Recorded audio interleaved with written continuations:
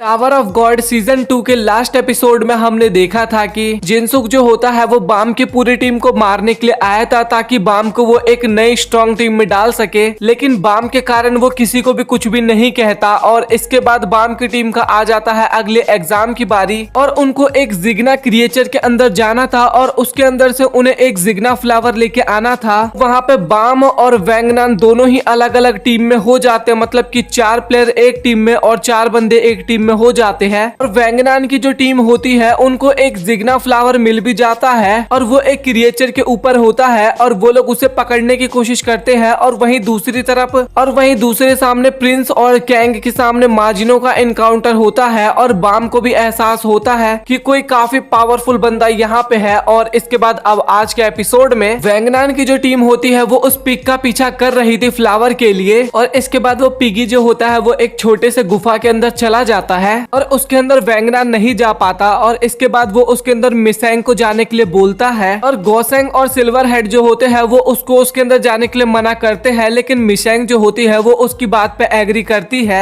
और इसके बाद हमें कैंग और प्रिंस दिखाए जाते हैं जहाँ पे वो आदमी भाई अपनी पावर्स की मदद से काफी तेज बिजली चमका देता है और वो बोलता है कि अगर तुम दोनों यहाँ से भागने की कोशिश करोगे तो तुम बिल्कुल भी नहीं बच पाओगे। और इसके बाद कैंग और प्रिंस जो होते हैं वो वहीं पे खड़े रह जाते हैं। कैंग पूछता है कि भाई तू है कौन, और मार्जिनो बोलता है कि भाई तुझे मेरे बारे में जानने की जरूरत नहीं है, बस तू इतना जान ले कि मैं इस टावर के ना सबसे स्ट्रॉन्ग एंटिटी में से एक हूँ। और मुझे ये भी नहीं पता कि मैंने आखिरकार कितने सारे रैंकर्स को मारे हैं, बट वो लोग सुधरने का नाम ही नहीं लेते। मुझे पकड़ने के लिए उन्होंने और भी ज्यादा रैंकर्स को भेज दिया। तभी कैंग बोलता है कि बट हम लोग तो रैंकर है ही नहीं, हम तो रेगुलर्स है, हमें तो यहाँ पे फ्लावर्स कलेक्ट करने का टास्क मिला है। इसके बाद मार्जिनो जो होता है ना वो वहाँ पे काफी ज्यादा हंसता है और बोलता है कि भाई मैंने इतने ज्यादा रैंकर्स को मार दिए यहाँ पे कि वो लोग ना अब टेस्ट के बहाने से ना यहाँ पे रेगुलर्स को भेजने लगे हैं। और मैं भी यहाँ पे फ्लावर्स को कलेक्ट करने के लिए आया था, लेकिन एडमिनिस्ट्रेशन ने मुझे पकड़ने के लिए यहाँ पे रैंकर्स को भेजा और इसीलिए मैंने यहाँ पे जितने भी लोग आने लगे उन सभी को मारना शुरू कर दिया। और तुम लोग मुझे अच्छे लग रहे हो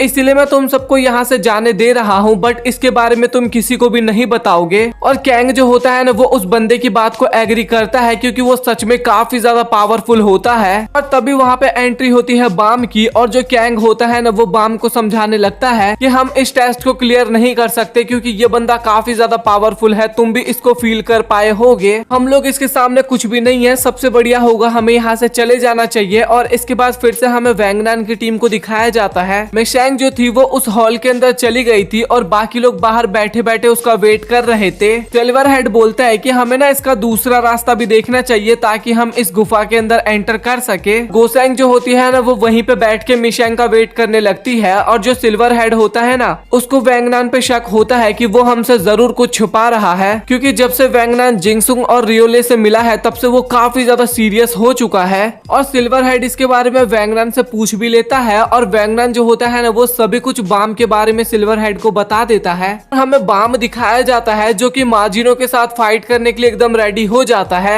और मार्जिनो बोलता है कि भाई तुझे मरने वरने से डर नहीं लगता क्या? और बाम बोलता है कि मरने से भी ज्यादा एक और चीज है जिससे मुझे डर लगता है। वहाँ पे दोनों एकदम रेडी हो जाते हैं लड़ाई करने के लिए। हमें कैंग और प्रिंस भी दिखाए जाते हैं जहाँ पे कैंग बोलता है कि अब हमें यहाँ से जाना होगा क्योंकि अगर हम इस फाइट में इन्वॉल्व भी हो जाते हैं ना फिर भी हम कुछ नहीं कर सकते। प्रिंस जो होता है ना उसको ये बात अच्छी नहीं लगती और वो उसको रुकने के लिए बोलता है। और इसके बाद मार्जिना जो होती है ना वो बताता है कि जिग्ना की बॉडी आप फ्लिप होने वाली है, तो इसलिए मुझे लड़ने में बिल्कुल भी ज्यादा मजा नहीं आने वाला, तो क्यों ना हम दोनों गेम खेले। जो जिग्ना फ्लावर को तुम ढूंढ रहे हो वो ऊपर की तरफ है और जिग्ना जैसे ही फ्लिप होगा ना तो वो नीचे की तरफ आ जाएगा। और यहाँ पे गेम ये होगा कि जब तक मैं तुम्हें पकड़ूं उससे पहले तुमने जिग्ना फ्लावर को पकड़ लिया तो वो फ्लावर तुम्हारा हो जाएगा, और अगर मैंने तुम्हें पकड़ लिया तो इसके बदले तुम्हें टै बोलना पड़ेगा। और इसके बाद दोनों ही वहाँ पे बॉडी फ्लिप होने का वेट करते हैं और प्रिंस हमें दिखाया जाता है जो कि कैंग को बोलता है कि हम कितने ज्यादा सेल्फिश है, वो बंदा हमारी इतनी मदद करता है लेकिन हम उसको अकेले छोड़ के यहाँ पे आ गए हैं। तभी कैंग बोलता है कि सभी को वार्म की लोकेशन सेंड करो और इसका प्लान ये था कि सभी लोग यहाँ पे आ जाएंगे ना तो ये सभी मिलके एक साथ मार्जिनो पे अटैक करेंगे। और प्रिंस ना ये सुनने के बाद काफी ज्यादा खुश हो जाता है और भाई ये कितना ज्यादा सेल्फिश हुआ करता था बट अभी ये दूसरों को लेक्चर दे रहा है सेल्फिश के ऊपर। और इसके बाद प्रिंस जो होता है ना सभी को लोकेशन भेज देता है और जल्दी आने के लिए बोलता है क्योंकि वार्म काफी बड़ी प्रॉब्लम में है।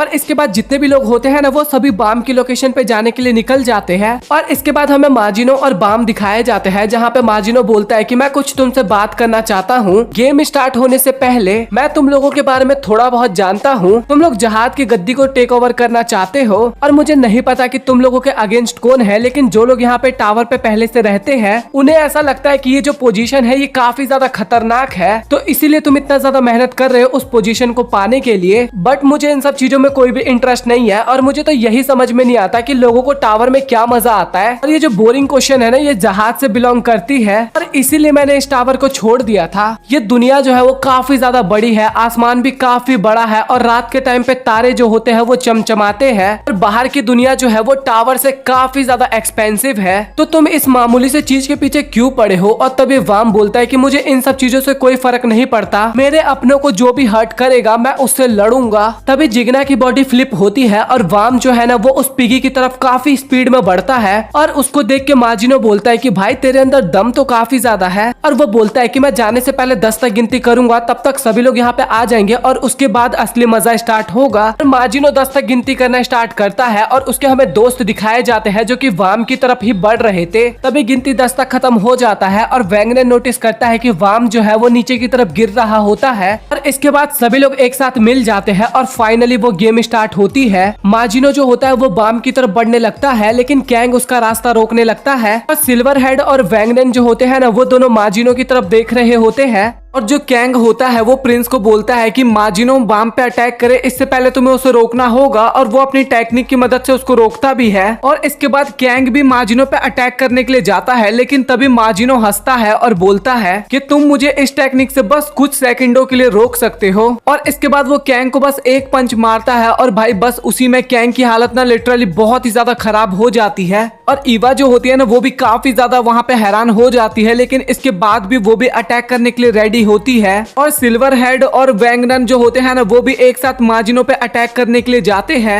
और इसके बाद वहाँ पे एक काफी बड़ा सा धमाका हमें देखने को मिलता है और इन सब अटैक से ना माजिनो को एक हल्का सा खरोच भी नहीं आता और वाम को भी यहाँ पे समझ में आ जाता है कि भाई ये सब कुछ नहीं कर पाएंगे इसका। और इसके बाद दोनों ही अपने पंचेस को रेडी करते हैं मारने के लिए और दोनों के पंच आपस में टकराने वाले होते हैं। तभी हमें मिशैंग दिखाई जाती है जो कि उनकी तरफ आ रही होती है और वो ना उस पिगी का पीछा कर रही थी और ये चीज ना बाम देख लेता है और माजिनो भी उस चीज को देखता है और दोनों वहाँ पे काफी ज्यादा हैरान होते हैं, लेकिन दोनों का पंच आपस में टकरा चुका था, इस कारण वहाँ पे एक काफी बड़ा धमाका होता है। और जैसे ही वहाँ से धुआं हटता है ना तो हमें बाम दिखाया जाता है जो कि काफी ज्यादा घायल हो चुका था, यहाँ तक कि उसके बॉडी से ब्लड भी निकल रहा था, बट उसने वहाँ पे मिशैंग को बचा लिया था। और ये चीज माजिनो भी नोटिस करता है और वो बोलता है कि फिक्र मत करो बच्चे, तुम काफी जल्दी जाग जाओगे। और उसके हाथ में ना वही पिगी होता है जिसके ऊपर जिग्ना फ्लावर लगा हुआ था। और इसके बाद वहाँ पे ना बाम के दोस्त भी आते हैं माजिनो को रोकने के लिए, लेकिन भाई उन लोगों की हालत वहाँ पे काफी ज्यादा खराब थी उसको देख के। और जो माजिनो होता है ना वो उस दूसरे पिगी को देख के ना काफी ज्यादा हैरान होता है और सोचता है कि मुझे लगा नहीं था कि इस जगह पे एक और जिग्ना फ्लावर होगा, लेकिन कोई बात नहीं, ये तो बढ़िया ही है। और इसके बाद वो बाम के दोस्तों को बोलता है कि ये दूसरा वाला फ्लावर तुम ले सकते हो। भाई वहाँ पे तो किसी को भी समझ में नहीं आ रहा होता है कि आखिरकार ये बोल क्या रहा है। और इसके बाद ये बताता है कि यहाँ पे एक नया फ्लावर उगा है तो मुझे इसकी जरूरत नहीं है, तो तुम इसको ले सकते हो।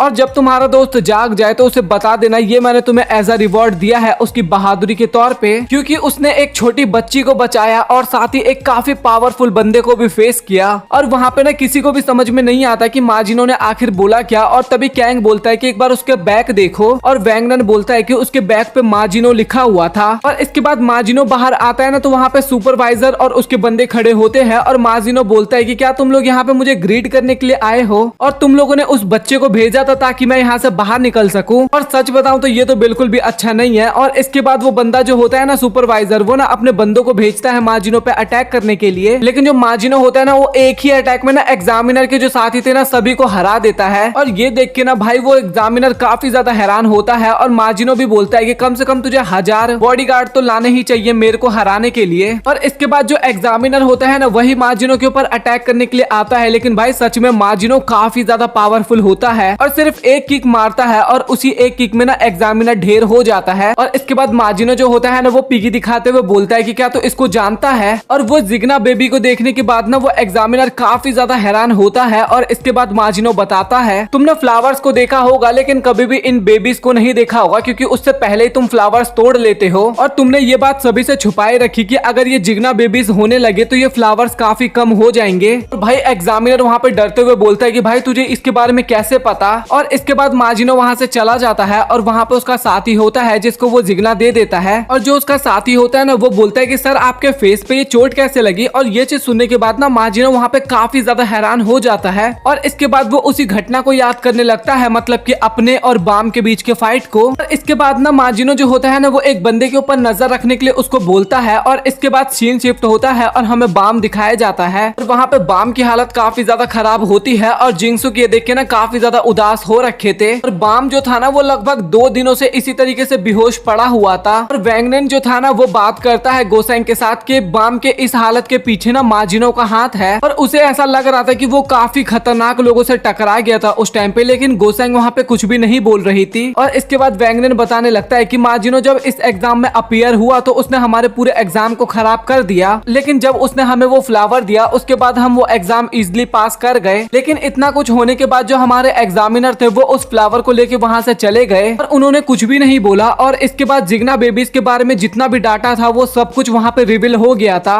और इसके बाद हमें ये भी पता लगा कि जो यॉन फैमिली है जो कि 21th फ्लोर पे राज किया करती थी, उन्होंने जिग्ना बेबीज पे रिवॉर्ड रखे थे जो कि माजिनो ने उनसे लिया था। और इसके बाद हमें वैंगनेन और जिनसुक दिखाए जाते हैं जो कि बिल्डिंग के टॉप पे खड़े होते हैं। और वैंगनेन वहाँ पे बोलता है कि प्लीज वाम को हमारे साथ जाने दो। और जिंगसुक बोलता है कि भाई तू बोल क्या रहा है। और मैं गलत था, मुझे लगा था कि वाम तुम्हारे साथ जा सकता है, बट अब मैं ऐसा नहीं करने दूंगा उसे और अब मैं उसके लिए एक नई टीम बनाऊंगा। मैं तुम सबको बस जिंदा जाने दे रहा हूँ, वो भी वाम के कारण। और आज से तुम लोग एफयूजी के बारे में भूल जाओ और कल सुबह तुम सभी लोग यहाँ से चले जाना। मैं चाहता था कि वाम दोस्त बनाए, लेकिन मैं ये नहीं चाहता था कि वो इस कारण मुसीबत में आ जाए। और अगर दोबारा उसके साथ कभी ऐसा होता है तो मैं इसके ऊपर भी कंफर्म नहीं हूँ कि वो सरवाइव भी कर पाएगा या फिर नहीं। वांगनेन ये सुनने के बाद काफी उदास होता है और वो वहाँ से चला जाता है। और इसके बाद सीन शिफ्ट होता है और हमें वैंगनेन और उसके दोस्त दिखाए जाते हैं, जहाँ पे वैंगनेन बताता है कि अब हमें अपना घर छोड़ के जाना होगा और टावर के ऊपर बाम के साथ प्लानिंग करना ये थोड़ा डेंजरस नहीं होगा क्या। लेकिन वहाँ पे फनी बात तो ये होती है कि कोई भी वैंगनेन की बात पे ध्यान ही नहीं दे रहा था, सभी अपनी मस्ती में होते हैं। इस बात पे वैंगनेन वहाँ पे काफी ज्यादा गुस्सा हो जाता है, वो प्रिंस के ऊपर काफी ज्यादा गुस्सा होने लगता है। लेकिन तभी सिल्वर हेड बोलता है कि आखिरकार बाम हमारी टीम को छोड़ेगा ही क्यों। प्रिंस जो होता है ना भाई वो अलग ही दुनिया में होता है, वो बोलता है कि हमारी टीम से कोई भी नहीं निकलेगा, हमारी टीम से वांगनेन तुम ही निकलने वाले हो। और वैंगनेन भी काफी हैरान होता है कि भाई ये पागल वागल है क्या। और यहाँ पे ना सभी लोग ना वाम के साथ ही टावर के ऊपर चढ़ना चाहते थे। और प्रिंस बोलता है कि भाई तू वाम को अपनी टीम से निकालना ही क्यों चाहता है। इसलिए निकालना चाहता है क्योंकि तू डर गया, तू उस बंदे से डर गया। और तुम मुझे ये बताओ कि आखिरकार हम टेस्ट में पास कैसे किए थे, हम डर गए थे, हम सब सेल्फिश हैं। और ये सब सुनने के बाद ना वैंगनेन भाई वहाँ पे एकदम शांत हो जाता है और वो कुछ भी नहीं बोलता।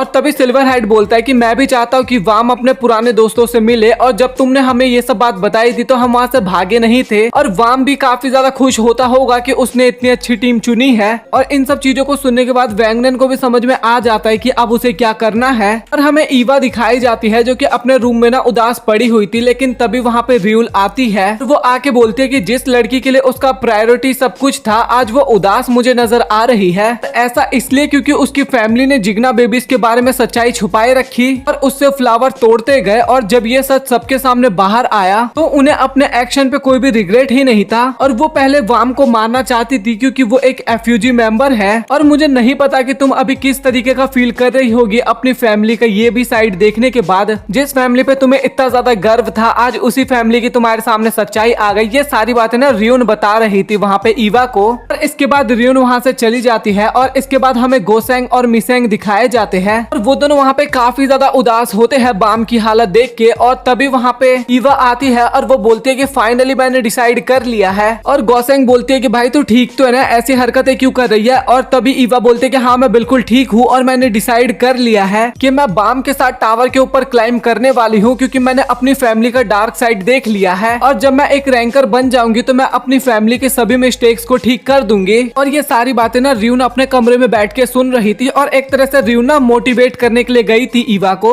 और इसके बाद हमें जिंगसुक दिखाया जाता है जो कि छत पे बैठा होता है और तभी वहाँ पे वैंगनन आता है और वो बोलता है कि हमने फाइनली अपना रास्ता डिसाइड कर लिया है। जिस रास्ते पे हम चलने वाले हैं वहाँ पे हमें किसी से मतलब नहीं है, ना ही हमें एफ्यूजी से मतलब है और ना ही हमें यॉन फैमिली से मतलब है। और जिस रास्ते में हम जाएंगे वहाँ पे हमें बाम की काफी ज्यादा जरूरत है, तो वो हमारे साथ जरूर जाएगा। और ये बोलते ही वैंगनन वहाँ से चला जाता है और उसके जाने के बाद जिंगसुक जो होता है ना वो कारका को वहाँ पे बुलाता है और इसके बाद कारका वहाँ पे आता है और बोलता है कि काफी टाइम बाद हम मास्टर मिल रहे हैं। और जिंगसुक सीधा बोलता है कि तुम्हें उस बच्चे को संभालना है जो कि तुम्हारे लिए काफी ज्यादा हार्ड होने वाला है। और कारका भी बोलता है कि हाँ मुझे पता है कि अगर ये काम इजी होता तो ये काम आप मेरे ऊपर छोड़ते ही नहीं। और इसके बाद जिंगसुक बोलता है कि हमें कहीं और जाके बात करना होगा क्योंकि एडमिनिस्ट्रेशन जो है वो हमें अभी देख रहा है। इसके बाद वो लोग कहीं और जाते हैं और जिंगसुक जो था ना वो कारका की काफी ज्यादा तारीफ कर रहा था क्योंकि वो काफी ज्यादा लेवल अप कर गया था। कारका बोलता है कि अभी ये थोड़ा जल्दी हो गया, मुझे जिस जगह जाना है वो काफी ज्यादा हार्ड होने वाला है, लेकिन मैं काफी जल्दी अपने सपने को पूरा कर लूंगा क्योंकि मेरे पास अभी वो वेपन है जिसके कारण मैं जहाज को मार सकता हूँ। वैसे आप अपने हाथों को खून से रंगने में क्यों डर रहे हो? क्योंकि आप वाम के साथियों को काफी इजीली मार सकते हो। वाम के लिए आपको एक ऐसी टीम बनानी चाहिए जिन बंदों पे आपको भरोसा हो।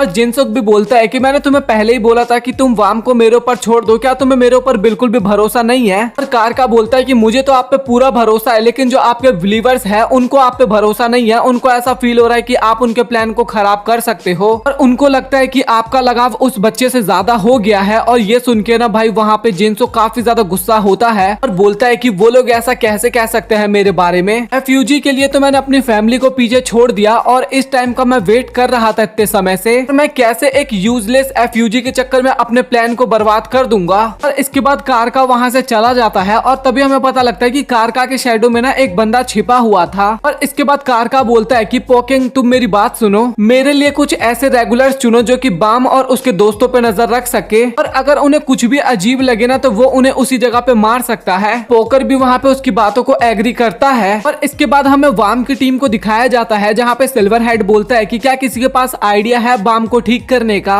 और वैंगनन बोलता है कि तुम लोग फिक्र मत करो, हमारे पास एक रास्ता है बट उसके बारे में मुझे अभी तो नहीं पता। और वैंगनन के टीममेट बोलते हैं कि भाई तू पागल वागल है क्या? और तभी वैंगनन बोलता है कि लेकिन एक बंदा है जो कि हमें उस रास्ते के बारे में बता सकता है। और इसके बाद हमें वैंगनन और रियूल दिखाए जाते हैं जो कि आमने सामने बैठे होते हैं। और रियूल बोलती है कि तुम मुझसे बात क्यों करना चाहते हो, पहले तो तुम मुझे इग्नोर कर रहे थे। और तभी वैंगनन बोलता है कि मैंने सुना है कि तुम एक गाइड हो। और रियूल बोलते है कि हाँ तुमने सही कहा, बट तुम्हें कहीं जाना है क्या? और वैंगनन बोलता है कि हाँ मुझे बाम के दोस्तों का रास्ता बताओ, मुझे उनके पास जाना है। रियूल बोलते है कि तुम मुझे ये बताओ कि मैं आखिरकार तुम्हें ये क्यों बताऊं, क्योंकि मैं तो एक एफ्यूजी मेंबर हूँ। और तभी वैंगनन बोलता है क्योंकि तुमने मुझे वाम का सीक्रेट बताया और तुम्हें पता था कि मैं उस रास्ते पे जाऊंगा, तुमने इसीलिए मुझे वो सीक्रेट बताया। और रियूल के पास कोई ऑप्शन नहीं होता ना तो वो बाम के दोस्तों के पास जाने का रास्ता बताती है वैंगनन को। और वो बोलती है कि तुम एक रेगुलर हो तो तुमने वर्कशॉप के बारे में तो जरूर सुना होगा। और वैंगनन भी बोलता है कि हाँ मैंने उसके बारे में सुना है जहाँ पे इन्वेंटरीज और आइटम्स होते हैं। और इसके बाद रियूल उसको बताने लगती है कि टावर्स के जितने भी आइटम्स होते हैं ना, मतलब कि जितने भी सामाने होते हैं वो सभी वहीं पे बनते हैं और इनके जो ब्रांचेस है ना वो हर एक फ्लोर पे है, लेकिन जो मेन वर्कशॉप है ना वो केवल 7 ही है। और जो सबसे पहला वर्कशॉप है वो 30वें फ्लोर पे है। और इस वर्कशॉप में ना हर 5 साल के अंदर ना रेगुलर्स के बीच में ना बैटल आयोजित करवाई जाती है। और वैंगनन बोलते हैं कि क्या एक बैटल? और रियूल बताते हैं कि हाँ ये बैटल रेगुलर्स के बीच में करवाई जाती है और जो भी विनर होता है ना वो उस वर्कशॉप का कोई भी आइटम ले सकता है।